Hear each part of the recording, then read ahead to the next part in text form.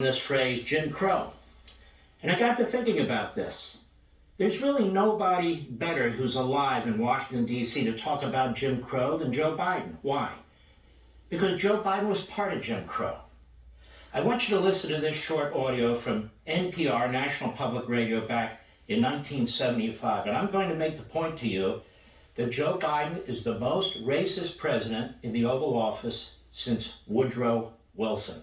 There are those of we social planners who think somehow that if we just subrogate man's individual characteristics and traits by making sure that presently a heterogeneous society becomes a totally homogeneous society, that somehow we're going to solve our social ills. And quite to the contrary, I think the concept of busing, which implicit in that concept is the question you just asked, or the statement within the question you just asked, that we are going to integrate people so that they all have the same access and they learn to grow up with one another and all the rest, is a rejection of the whole movement of black pride, is a rejection of the entire black awareness concept, where black is beautiful, black culture should be studied, and the cultural awareness of the importance of their own identity, their own individuality. And I think that's a healthy, solid proposal. Now, there are a lot of people who opposed busing back then who weren't racists, including certain Supreme Court justices and others, Democrats and Republicans, and black people and white people, given the long distances the buses had to travel and so forth. But the argument that Joe Biden made there was a typical argument of the racists and segregationists at the time. He's not smart enough to come up with his own argument. He was parroting what they were saying at the time, embracing the black separatist movement, the black nationalist movement as an excuse. But this in and of itself isn't enough. 1975, he's praising George Wallace. I think the Democratic Party could stand a liberal George Wallace, someone who's not afraid to stand up and offend people, someone who wouldn't pander but would say what the American people know in their gut is right. October 12, 1975, the Philadelphia Inquirer. That is a strange statement to be talking about George Wallace in breath like that, praising George Wallace. 1977, a congressional record during a hearing. It's absolutely stunning. And he says, unless we do something about this, and he's talking about busing and racial issues, my children are going to grow up in a jungle. The jungle being a racial jungle with tensions having built so high that it's going to explode at some point. We've got to make some move on this. That's in the congressional record from 1977. Joe Biden. But there's more. In a letter, an old letter that was found that Joe Biden wrote to James Eastland. Well, James Eastland was a Mississippi plantation owner who thought that blacks were inferior his entire career in life. He was a segregationist. And Biden worked very closely with him and John Stennis from the same state. And they became friends. Are you friends with a segregationist? Have you ever been friends with somebody like that? And in the letter to Eastland that he never thought would be made public, it says, I want you to know that I very much appreciate your help during this week's committee meeting in attempting to bring my anti-busing legislation to a vote. That's June 30, 1977. What else do we know about Biden?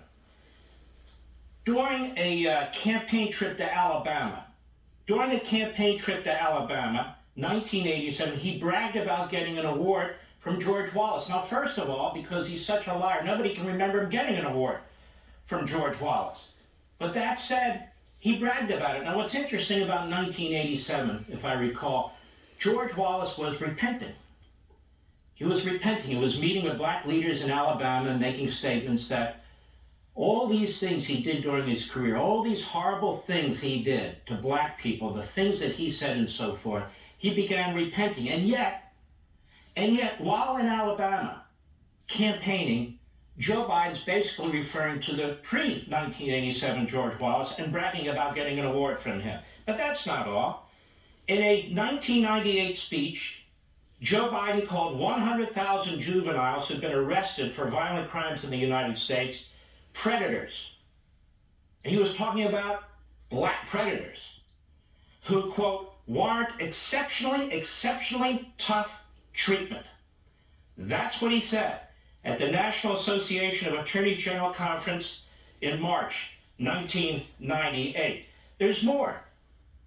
The Democrat Party has been the party of slavery, has been the party of segregation, has been the party of Jim Crow. The Democrat Party has used minorities, and particularly black people, from its very inception in many horrific ways. Joe Biden, during his career, has been one of the leading demagogues and propagandists when it comes to race. He praises Robert Byrd. Now, who's Robert Byrd? Some of you young folks may not recall. Robert Byrd was elected first the minority leader, then the majority leader of the Senate by the Democrats. Robert Byrd was from West Virginia. West Virginia broke away from Virginia during or around the Civil War because most of the West Virginians were, West Virginians now, were supporting the Union. But Robert Byrd was a Grand Kleagle. He was founding a movement within West Virginia for the Klan. He was a Klansman. And nonetheless, the Democrat Party saw fit to make him their leader. Republicans don't do this. And Joe Biden was one of his biggest supporters. And he took a liking to Joe Biden.